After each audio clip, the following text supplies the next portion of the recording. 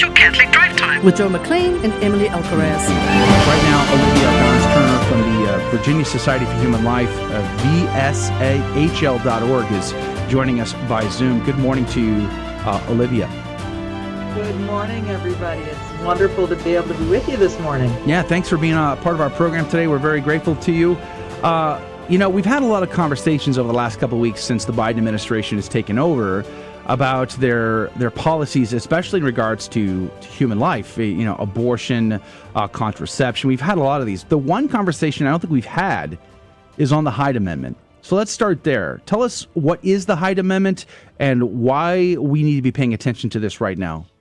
Well, the Hyde Amendment is a very important piece of legislation that's been in place for decades, and it is single-handedly credited with having saved close to 2 million lives. Wow. Over 2 million. It's an amazing piece of legislation, and it's named for Congressman Henry Hyde, who was the initial member of Congress who introduced it. It's a very simple piece of legislation.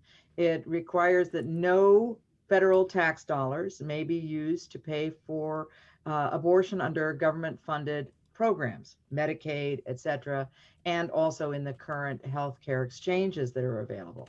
But it does allow for abortions under very specific circumstances. It started with just the life of the mother exemption, which even the Catholic Church acknowledges is sometimes an issue.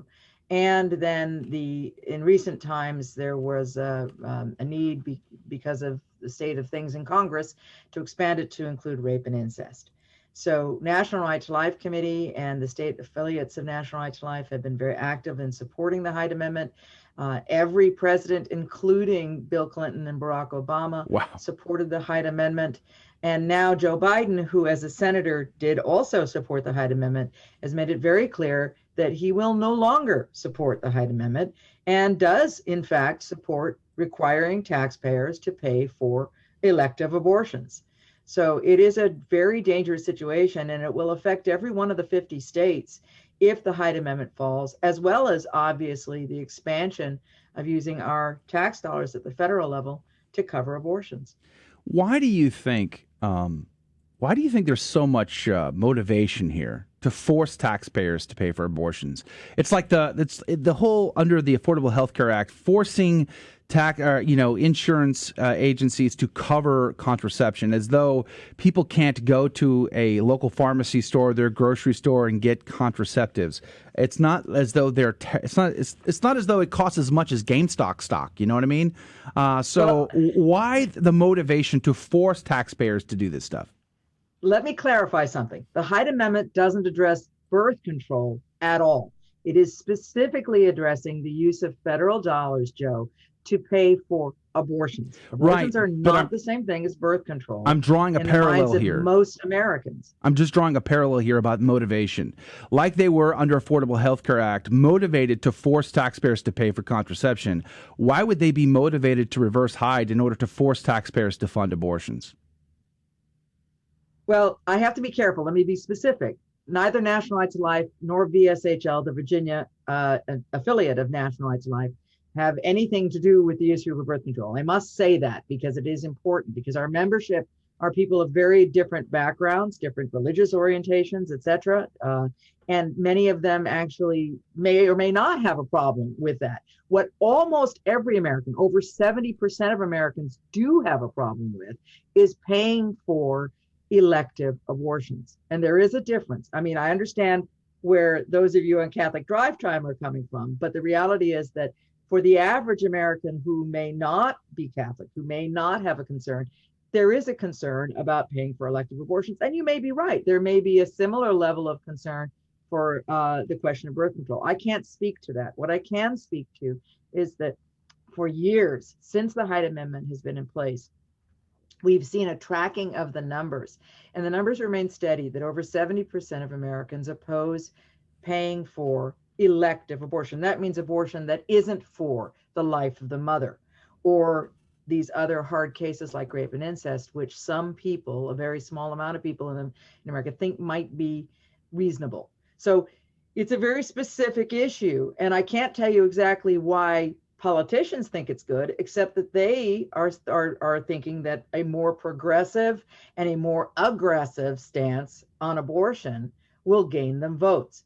It's actually contradictory to where mainstream America is, which, as I said again, is 70% of Americans oppose paying for abortions through federally funded programs like Medicaid and the healthcare exchanges.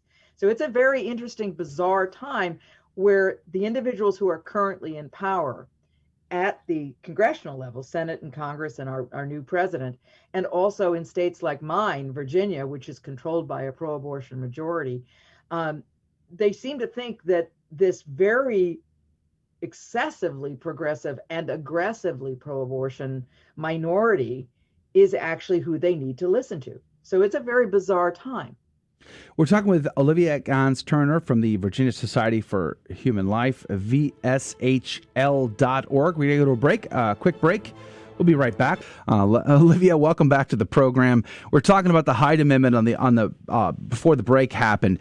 What can we do as a lay faithful to try to prevent the Hyde Amendment from being overturned and taxpayer-funded abortions becoming norm again in our country? Thank you, Joe. It's very important that every concerned American contact their congressman or woman right now.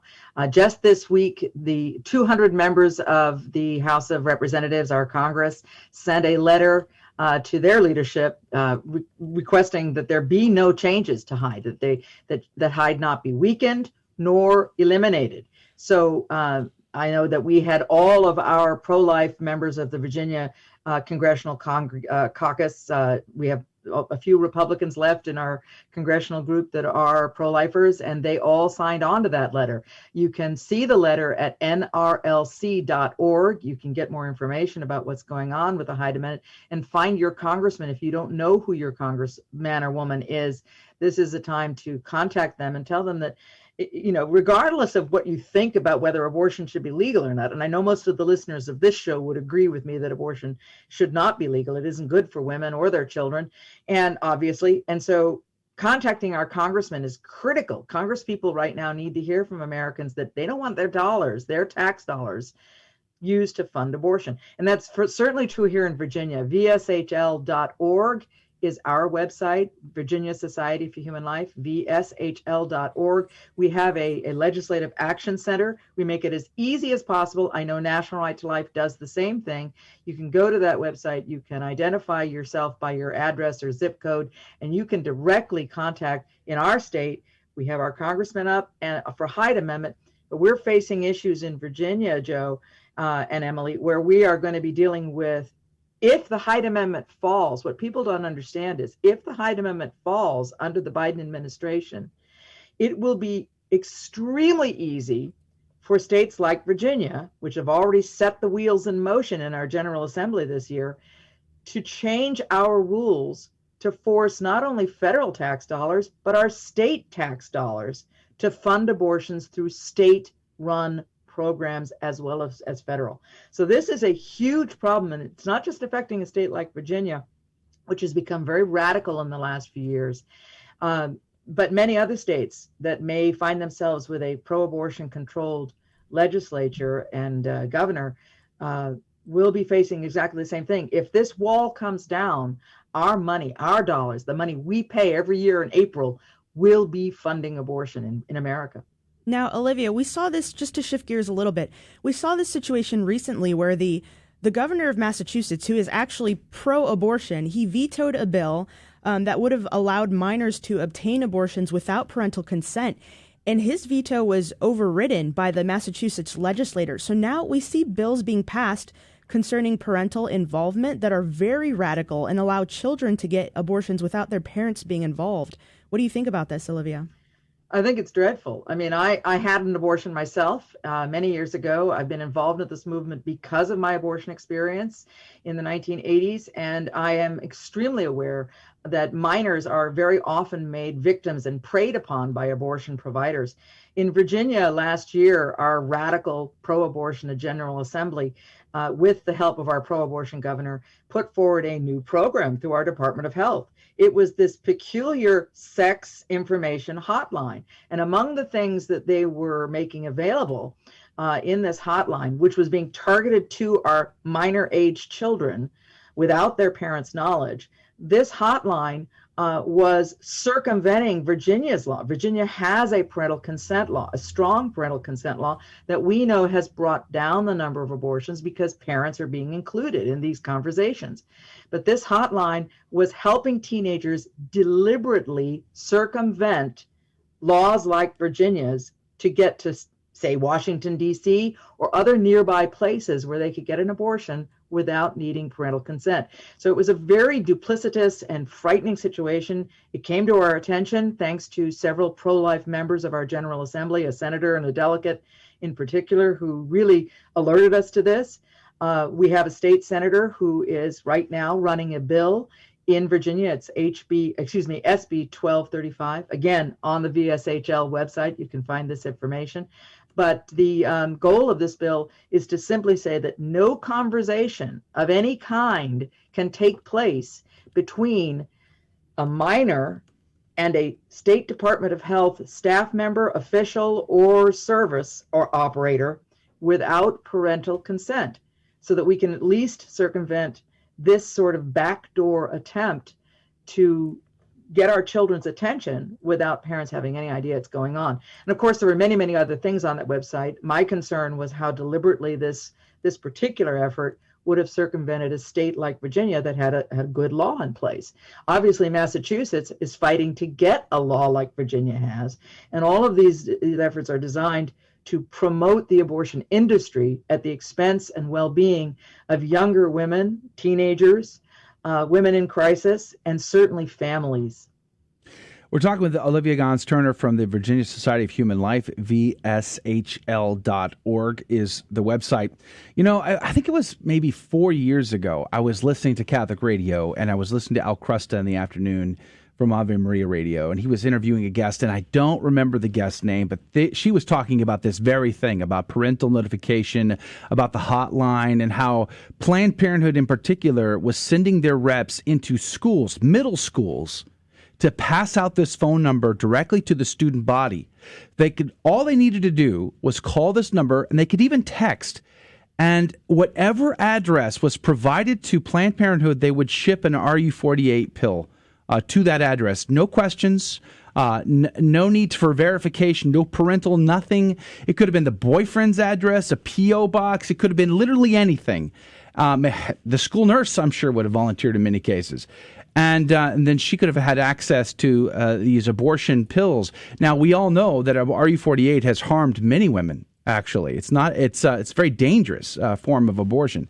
If you saw the Abby Johnson film, she depicts this in her film, as a matter of fact. That frightened me listening to that, because all of our efforts to pray in front of abortion clinics, to pray for the doctors, the nurses, and those women and the bows that bring them there, you're going to be circumvented completely in this process. They don't even need to go to the facility. They just go to the school and reach the kids directly. How it's very... Go ahead. No, Joe, I'm just going to say you're tapping a vein that I think is very important. Another issue that's very much at the forefront at the national level is to maintain the FDA standards on webcam abortions. There's two problems. You said, this ability to circumvent parental right to know, so that parents have a chance to protect their minor age daughters from this kind of really despicable, diabolical intervention in their lives without their knowledge. But also at the federal level, the Biden administration has made it clear that they want to lift the FDA restrictions on very minuscule protective restrictions that exist on the distribution of chemical abortion pills. RU46 is only one of a couple of combinations that are out there now. All of them are potentially deadly. Obviously, they're all deadly to the unborn child. but they're equally dangerous in many cases to a young woman who may take one and have no idea that the power of this chemical abortion could actually take her life as well. So these minimal standards that were imposed by the FDA many years ago need to stay in place, if only to give some sense of pause. So the young woman has an idea that this is a dangerous drug she's taking, and not only will it kill her child, but it could hurt her. So these are things that are all going on at once. This attack on parents' rights, this deliberate supporting of the abortionists. Webcam abortions are very dangerous. They will be doing them here in Virginia.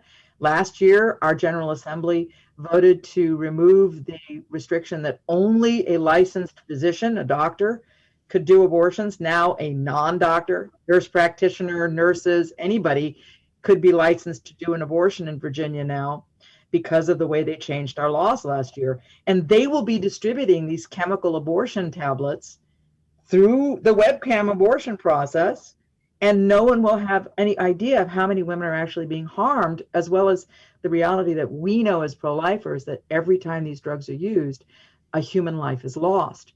So this is a dreadful time. And as I say, everything about what's going on right now is facilitating and advocating for the abortion industry at the expense of the well-being, quote, of the women who are making their decisions. They don't really care about the mothers any more than they care about the babies. So this is an ongoing agenda. And, you know, I can't say this enough. People don't think at a time like this that what they're doing is counting. You know, there's a lot of concern about, you know, are we being heard? Does what we do count? I can tell you in Virginia that every single email, every single phone call is counted. One letter, one email, one phone call, they literally multiply that. And the same is true in Congress. If one person picks up the phone and calls, if one person sends a note, if one person emails, they multiply that usually by 10. So if it's one, that means 10 people who feel the same way, but didn't take the time to pick up the phone or send an email. Our numbers are being counted. And if nothing else puts the fear of God in some of these people, we have elections in Virginia this year. We're an off-year election states. All right. Next year's Congress gets elected. I hate to cut you off. God in these people. I'm sorry to cut you off, but we're out of time. Olivia Gans Turner from VSHL.org. Thank you for your time today and for being a part of our program. God love you. God bless you. Have a great day, and thank you for your work. We're going to post a link to VSHL.org over at Facebook.com/Catholic Drive Time.